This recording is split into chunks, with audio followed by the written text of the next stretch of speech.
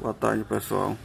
Uma dica aqui é barulho na suspensão traseira aqui do Azira 2013, 2012. O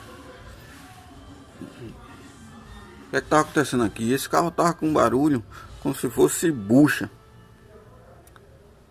aqui na parte traseira do carro.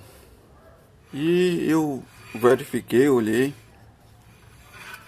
e não identifiquei bucha nenhuma danificada aqui. Aí eu fui olhar aqui as pinças de freio e verifiquei que tava com muita folga as pinças entre os pistãozinhos aqui, ó, deslizante. Ele pega aqui, ó, nessa parte aqui. Ele fica aqui e tem a coifazinha ali a vedar, segurar a graxa. O que é que eu observei? Eles estavam secos, não tinha mais graxa nenhuma. Eu tenho essa graxa aqui que ela é específica. Aí isso é uma graxa importada de alta temperatura que eu utilizava, quer dizer, vinha fazendo serviço no meu outro carro, que é um Cruiser. Mas só que eu nunca ia imaginar que seria as pinças, porque o Cruiser, esse barulho é totalmente diferente que dá aqui no Azira.